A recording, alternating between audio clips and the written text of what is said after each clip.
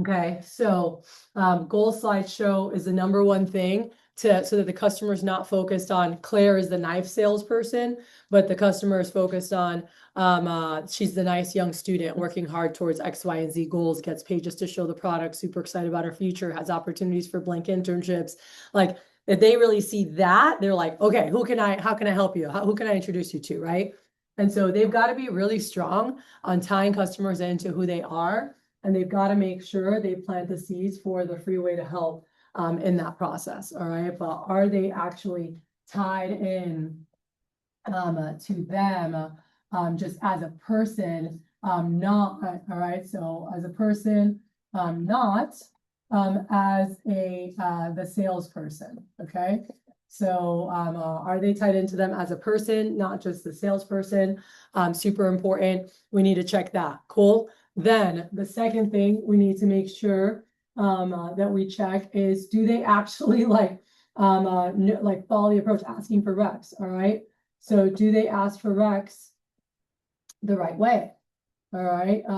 So are they just saying some random gibberish? Right. And so are they using what was emailed to them, but are they asking for recs the right way? Is super huge. And that includes explaining the sponsorship. All right. So at the end, when I'm like, hey, sponsorship, all right. When I finish the presentation and I'm like, oh my gosh, thank you so much for your time, and I thank them. And I'm like, hey, do you remember, the sponsorship I was telling you about in the beginning, and going back to that visual aid in the actual PowerPoint. It's like, so I get paid every time I show Cutco, but I can only show people I've been personally recommended to. And so what I need to, while I clean up here, what I need you to do is jot down like 200 to 300 people who might be nice enough to help me out. And I'm just kidding. 20 to 30 is fine. And I'm not looking for anyone you think would buy, just some super nice to take a look. Anyone nice like you to take a look. Here's how the sponsorship works. And showing them on the, like, when I get 50 sponsors, I get a $150 award. All you have to do to be a sponsor is jot down, upload 10 names. And so let's say you did 80 names like Miss Sandra, you would be an 8-time sponsor. And so are we teaching our people to actually use other examples until they have their own? Okay. When I first started, and by the way, I've trained a lot of 10K fast starters, but before I did, guess whose stars I had up on my wall? My division managers, Matt King's, and I would talk about his people and like, oh, this person did this and here's what it took and da-da. And so I would still show examples of like what it takes and what they did, even though they weren't my reps. And then eventually that next summer, I had like 12 that were my reps. And then I kept going and I had a lot of people that I've trained and worked with, right? And so this is really important, the same thing with the sponsorship is like, you've got to show the proof already, right? They got to see people have done it. And so utilizing, and that's where in the sample sheet, there's the sponsorship that already has signatures that I think was from like Josiah, but it's a good example where they can make another one to go, hey, if you upload over 100, like Miss Krishan did, you'd be a 10-time sponsor or 14-time sponsor. If you get to 30, like Mr. Jones did, and you're pointing to real names, then you'd sign 3 times, right? And so you're not saying, they're not lying like, oh, how they gave me. You're just saying like how this person did, it would be a 3-time sponsor, how this person did, but they're just, people are seeing, oh, other people have actually given more names, right? Or given 50 plus or given 70 plus, like they got to show that. And then the record breakers are really good things. Are we teaching them to say, hey, by the way, Miss Jones, the record for my office is 146 recommendations. If you beat it, you actually get to pick a free piece of Cutco. And then the all-time record is whatever it is, 400 or 500. It's on there. So like, are we actually asking for X right way and explaining the sponsorship? All right. Now it doesn't end there. Most of our newer guys, they're like, oh, I did that. Right. And so there's a process that I've talked to you guys about before is like, okay, we did that. Now, all right. After we ask, what happens next? What do we need to do after we ask? Just because we ask, we get 20, 30, 40 people? No, I don't even get that. All right. The average person puts down like 5. No matter how perfect you did everything, they're still always thinking of people that would be most interested. Okay. And so what do we need to do to get more? Yeah. All right. And so now we need to actually like brainstorm with them. All right. And so we're going to make sure that we're giving general thought joggers. Okay. All right, and so we need to go through, like, what are general thought joggers, all right? What are the big five? Jordan, do you remember this when we were talking about this 2 weeks ago? What are the big five general thought joggers?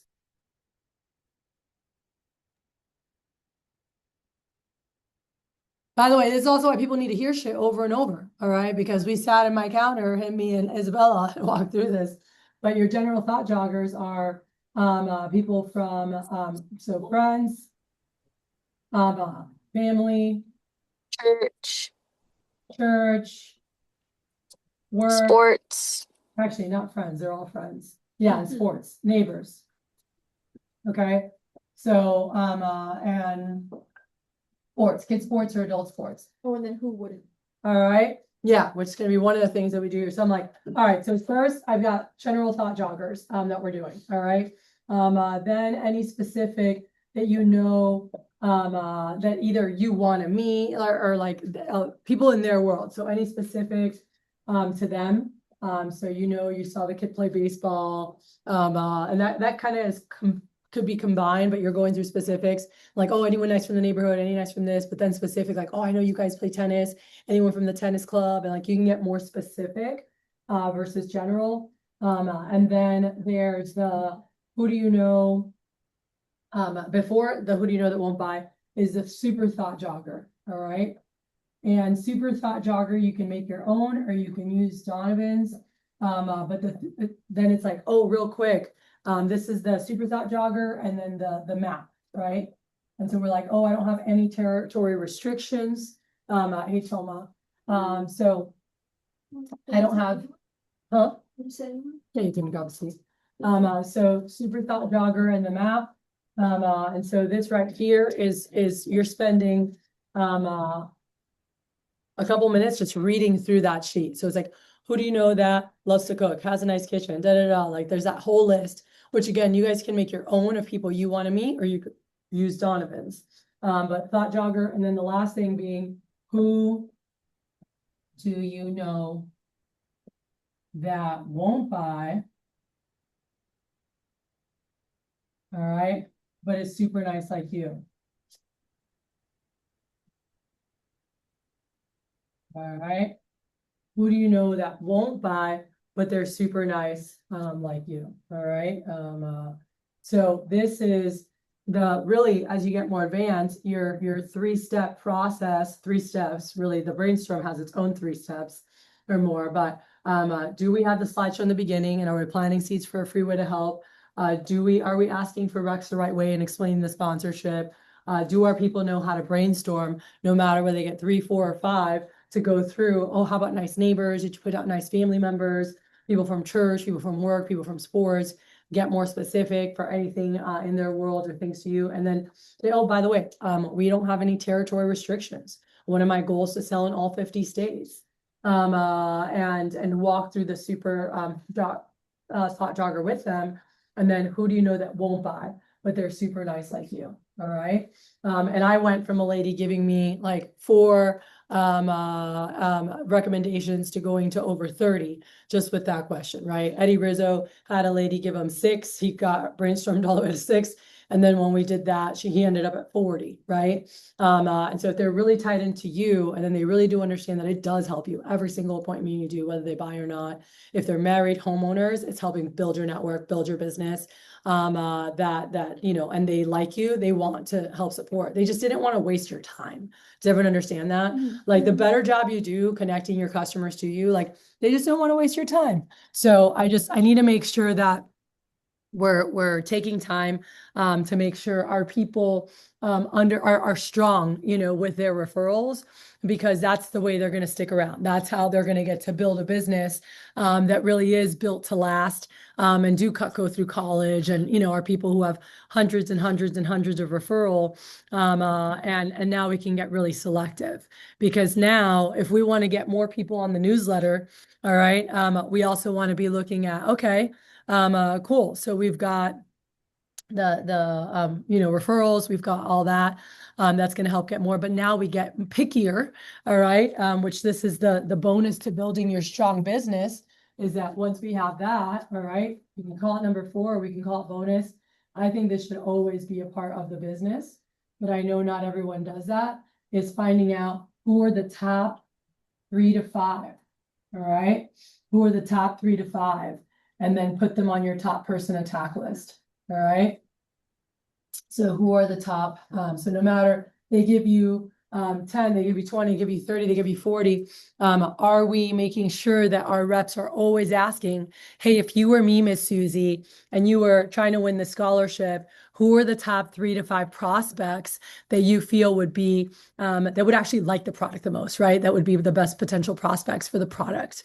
And they're like, oh, definitely Sandra. And by the way, there's people on there. You know, I had a rep once go like, I feel kind of weird asking them that. I'm like, that's what they were thinking about in the beginning anyway. Like, who would actually buy this, right? Like, they get it that you're like trying to win this, that there's a sales competition, right? That you have a sales goal that you're going after. So it's not weird. And especially if you like build good rapport at the end, it's like, all right, Miss Sandra, if you were me and you were trying to maximize sales for this competition, you know, and you could only see like 3 to 5 people who'd be the top people that you would be like, oh, you've got to see that. Like, she loves to cook, or like she entertains all the time. Like, she has these crazy parties for like New Year's, or like 100-something people every year, you know, and they'll tell you, and I'm like, all right, awesome, right? And then for those who were there last week, that's where the extra step on top of that, or I guess that would be the bonus. This should really be, we should probably change this to number 4. The bonus is actually having them call the top, you know, people for you, which we talked about last week. Is like, bonus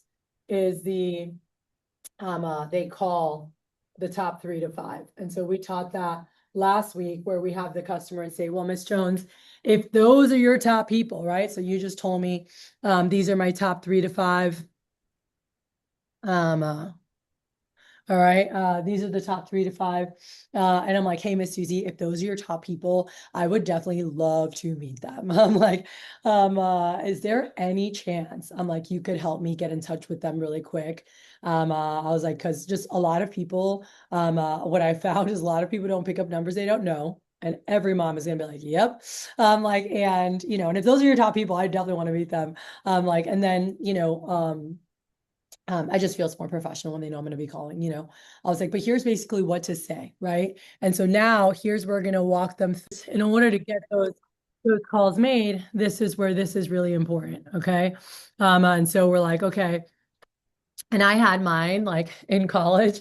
It was just like a piece of cardboard that I took marker, and it said, help me win scholarships. And then it said about me, like, you know, Kathy Vasquez, going to Palm Beach Atlantic, studying international business, gets paid to show Cutco. And I created this because I spoke at a conference, because they were like, how do you get so many calls? Because they got to a point, by the way, that this was my whole business.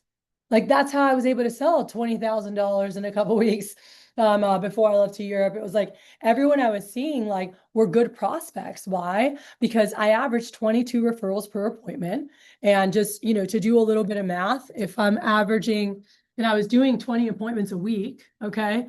And so if I'm getting 22 recommendations per appointment, times 20 appointments, that's 440 new people to call the next week. All right. That's a lot of calls to make. I don't have time to make 440 calls, nor do I need to necessarily for my goal. I needed to make about 200. So like I kept, and this was every week. I was going to get another 400 plus the next week. I was going to get another 400 plus the next week. Right. And so this is really great. And I'm coaching the staff, but they're getting to learn too.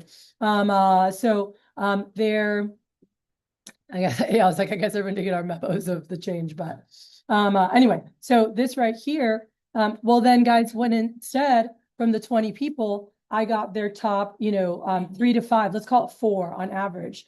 All right, but I got 4 from those 20 that were their top people. Now I had what? 80 badass people to call, because they were all the people that love to cook, love to entertain, and have nice things, right? Like all those things. Do you have a demo now? Yes. Oh, okay, go crush it. I want to make one little point before you leave. All of this is important.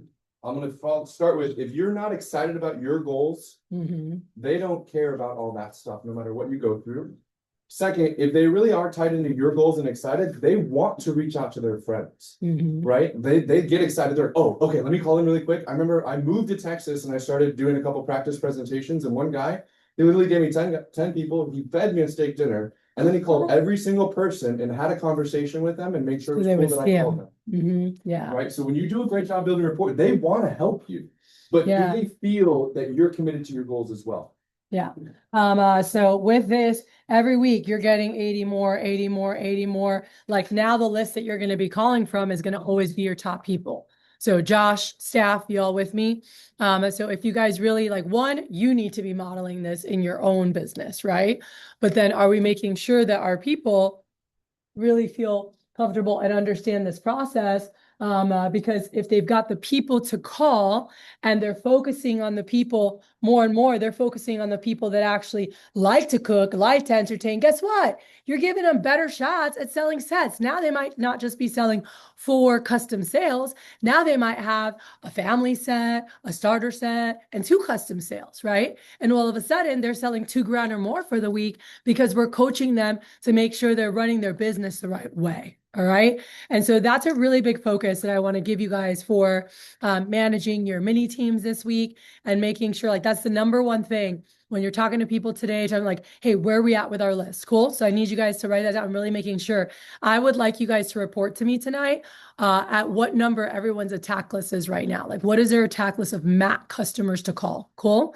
So that's the first number. And the second is how many of those do you know that are top people? And they might say, huh? And you're like, did you ask if you were me, who are the top 3 to 5? And then where do you have those? All right. And so you should have a separate, either a spreadsheet or you should have a notebook where you keep a list of all of your top people from every demo. So when you go phone, those are the first people that you're calling. Cool.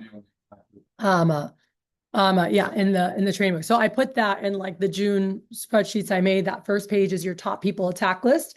That's exactly what we want to do is make sure that we were getting that organized. All right. So anyway, so to recap, we talked about the focus for everybody and team captains is like, how can we help everybody make sure they are having at least 4 average or 4, custom sales, not even average sales per week.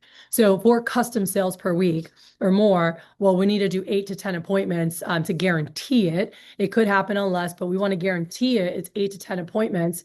If we want to do 8 to 10 appointments, how many calls do we need to make per week? That's 80 to 100 calls.